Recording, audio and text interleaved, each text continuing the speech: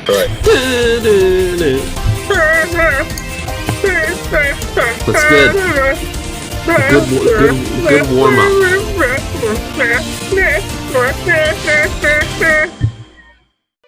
Hey Michael, what do you think about Lazy Town and also Pokemon, and also Paper Mario, whatever the one that comes after 1,000 Year Door is called? Super Paper Mario? Greetings and welcome back, gentles and ladiesmen, to the finale recording session of Paper Mario. We're going to be heading up to Chapter 8 of this game and taking on Bowser, restoring the Star Rod, and bringing everything back to normal, and it's going to be fantastic. Also, I like Vines. 7 seconds of hilarity, and dabs are hilarious. You know what was a 7 seconds of hilarity, Eric? See, 11 minutes lost, all packed into one delicious 45-minute cookie. Yeah, but we are going to be heading up to Star Haven. Make sure you have cookies enabled. I noted this in the Lost recording that we just had, but those little markings on the ground there look like the star cures from Bowser's Inside Story, which were the MacGuffins you had to collect to counteract the Dark Star. Oh, that's what you were talking about. Yeah, did you look them up? No. I just wasn't listening to you the first time around. You're a dick. I am. I fucked up. We recorded a little bit, and I realized I wasn't recording audio. And now I'm being a douchebag. Yeah. Well, sorry. Yeah. Why don't Nebby stay in the fucking bag? Am I right, Michael? You see, I said this also. But I keep seeing these memes on Twitter of some anime girl with blonde hair and a hat with a bag with a weird Pokemon that's supposed to be in the bag, I guess, and that's funny. And it's from it's a character named Lily from Sun and Moon. Yeah, and Nebby won't stay in the fucking bag. And it's just like I keep seeing this, and it's just like I don't get it because I haven't played the game. By the way, hey Michael, why'd you jump on that fire guy, Michael? That seems like a stupid thing to do. Well, if you... the reason I jumped on the fire guy was because... he was about to say, if you recall. The reason I jumped on the fire guy is because I thought... Because I'm used to, whenever I fight in these guys, just having the ice power badge equipped, and obviously I didn't in this instance. Like, these blue... Ember guys, they're basically upgraded versions of the lava bubbles we fought in Chapter 5. And you fight them in Chapter 5 of Paper Mario the 1,000 Year Door, and they're Cortez's pirate ghosts in that game. But I'm just used to having the ice power equipped whenever I fight these fuckers, so obviously I didn't this time. But I am going to be fighting them all because I need the experience points, and I probably should have cut out the battles, but I guess... Well, I think I showed this one because it's the first time we've seen them, and that's the rule, but... the only problem that I had with what I saw is probably this part where you look through the badge menu for like 15 minutes. Yeah, that's. But okay, so now that we've chalked a few things off the docket, I believe the other missing discussion is Lazy Town. Yes. What did you notice about hot Lazy Town memes? You guys might remember that in an earlier part of this very Let's Play, I made an observation about the second season of Lazy Town not being as good as the first because they reuse a bunch of set pieces and footage, right? And then Eric went insane. It's just like, Michael, no! The second season of Lazy Town? How much Lazy Town have you been watching? And then I just stand by it a little bit. What? Dude, I still stand by that. You did have a weird obsession with Lazy Town. It's just... Now, as you were getting to, now it's a hot meme. Yeah, now it's a hot meme with We Are Number One because Stefan Carl got cancer. I don't know that those events are correlated. Well, I think what happened was Stefan Carl got cancer, then people were like, oh no, Robbie Rotten is sick. I think that happened after it became like a thing. Or, I don't know. That was the timeline I'd seen on that. Or at least his fundraiser did. His fundraiser began after. But I don't know. I'm not exactly certain about it. Yeah. Robbie Rotten is great, by the way. There was another thing. Oh, the official YouTube channel. Yeah, for, so, Lazy Town. guys, listen to this. As we are recording this, which I think this will actually come out tomorrow, so, but I'm on the official Lazy Town channel, and they've just uploaded a video called We Are Number One, but it's the original, and it's 1 hour long. I believe I saw a YouTube comment that said something like, the official channel, like in all bold and all caps and stuff. Yeah. Different lines. People just, celebrating. I believe there's another comment saying, we did it. So on and so forth. Yeah. The other thing I mentioned was Ryan has never seen Lazy Town and has never heard of it. He has no idea what it is. And I was like, flabbergasted. And I said, this is so weird and surreal. That we're talking about Lazy Town? No, that we're trying to do the same episode, but almost like in flashback version. Yeah. Step by step. That's what happens when you don't turn on your microphone. I said... Sorry. Anyways, we're in Star Haven now, which is most people probably hadn't heard of Lazy Town. So in the intro of the game, you might remember that Twink said that he was the last Star Kid to rise to Star Haven, right? He told that to Princess Peach, I believe. And so earlier in Chapter 7, we learned that Star Kids are born in Starborn Valley, which is near the Penguin Shiver City. They're raised by the Toads, and then they ascend to Star Haven to start granting people's wishes. So Twink was the last one to do that before Bowser took the Star Rod. And if you watch the intro cutscene that plays before the title screen, you'll notice that, as it says, and now people's wishes will not come true, and it's playing a sad portion of the music, right? You can see Twink flying down to the Star Sanctuary because he just got there. So, yeah, that was a detail I didn't notice the first time. I still can't get over the fact that they named it Twink. Well, that was before the epithet was invented. Was it really? Yeah. This was 2001. I don't think it was. I think that term has been around for I don't know what to tell quite a bit. The term dates back to at least 1963. Oh, it's a common word to use.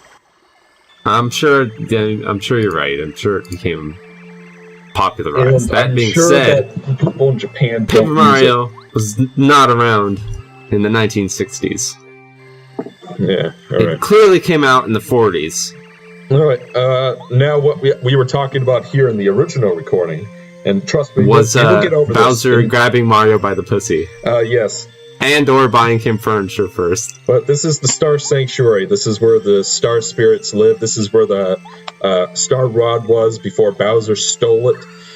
And now the Star Spirits, now that they've all been rescued, they're going to give us a new power that will allow us to counteract the power of the Star Rod and defeat Bowser and save the day. It's a artificial one. I mean, it would be nice if it was an ultimate move, you could use the Star Beam to kill enemies instantly or something like that. But all it's really good for is whenever Bowser tries to power himself up, you use the Star Beam on him, and then he can't use the Star Rod power anymore. That's all it does, and that is a little disappointing, but from us. I think what it should be is sort of a move where the animation is 4 horses come in, ropes are attached to each of an enemy's legs, and the horses run in opposite directions. Yeah, that would be pretty cool. Tearing the limbs from the 4 Koopalings. Just the present. This is my favorite ending chapter in any I like game. Super Metroid's ending better. Yeah, you said that last time, but while that is a good ending, it's just everything. This ending chapter just hits all the right notes, and it's been building up to this since the very beginning of the game. I mentioned the Gruntilda effect earlier in the playthrough, which is just while you're playing Banjo-Kazooie, you're seeing Gruntilda sort of make fun of you and say, "You'll never save your sister Tootie," and spitting rhymes at you and making fun of you. And then as you get farther along in her fortress, she gets more desperate and starts, doing stuff like that. Then you finally get to her and she runs away like a pussy. Then you actually fight her and defeat her. And, just like everything builds up. There's setup and payoff. And that's what Paper Mario does so well. Like, in the beginning, Mario gets his ass kicked. The Princess Peach gets, basically jailed. Did you see that strange silhouette? No, that was Bowser. I couldn't quite make it out. That was Bowser. But it looked kind of like a sandwich. But it's just, this dungeon is so well designed. There's so many great moments in it. It builds up nicely to a fantastic climax, and it just leaves you satisfied. I'm very looking forward to commentating on it for all you lovely folks. But yeah. I have always thought the ending to this game was what? Mediocre, to be honest. Can you repeat that? I didn't hear you. I've always thought the ending of this game was kind of mediocre. Well, obviously, I would disagree with that notion. I know. Can I give you my logic? I believe it was something about it being predictable. About what? Sorry. I believe it was something about being predictable. Yeah, sort of. I mean, I think this ending is great in the same way the ending to Cinderella is great. You know what I mean? Yeah. It's just... It's sure, it's set up well. And, it's like a good ending, but it's like not what... It's not something you weren't expecting. Well, yeah, I mean, I don't like it because it's something I wasn't expecting, though, is what I'm saying. Yeah, I guess. I like it because it's well executed, and everything just falls into place so well. And it just... That's fair. And like I said, the game builds up to it from the very beginning. You have this antagonism between Mario and Bowser. Bowser who's sick of losing all the time and sort of, destroys the balance of the universe just to avoid his destiny. And you have Mario left to put all the pieces back and essentially save the day. And between each chapter, you see what Bowser's doing and, basically how he has no conception of how much trouble he's really causing. And Peach trying to unravel everything, so you remember what you're fighting for throughout the entire game. Which is why those Peach sections are so important to the game's storytelling. And then you finally actually get to come up here and see it, and live through it. And then just the presentation and the cutscenes and the use of music and everything is just so well done here. And not to mention the final dungeon design. It's so much better than 1,000 Years Door's ending, if I'm being perfectly honest. Even if that has a better twist, so to speak, that dungeon is so boring and goes on forever, and the music sucks. Yeah, I agree with that, but it's funny because I think we have, completely opposing, priorities in what we like in endings, because I think the 1,000 Year Door ending is a lot better, except for something that sort of recycles from this game, which is the sort of it's not looking good part in what happens. I don't know. Yeah. What I don't like about that is, the final boss fight, there's basically this gigantic cutscene in between phases that you can't skip that takes forever. This game has the same thing. I mean, it's shorter. It's shorter, and the boss doesn't cheat.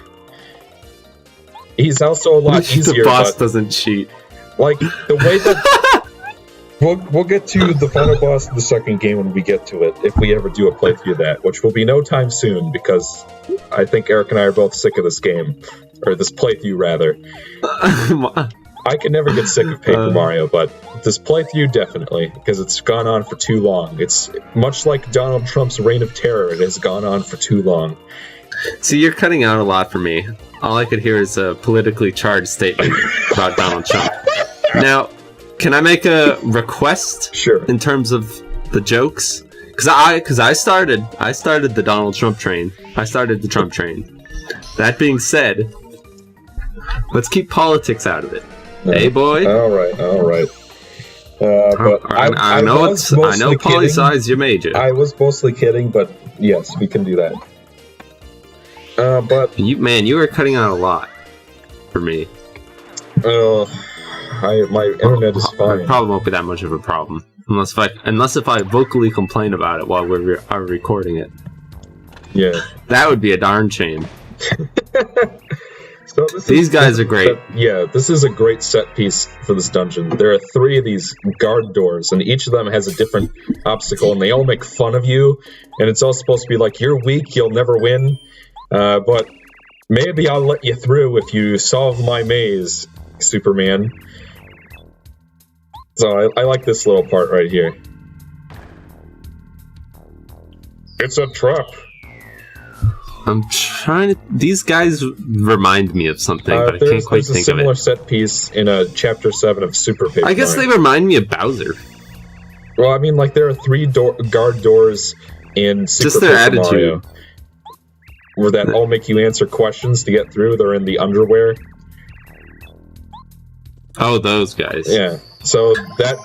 Like, the first 3 games recycle ideas over and over again, but... Holy fuck, I can like only hear the first syllable of every word you say. What is going on with my internet right now?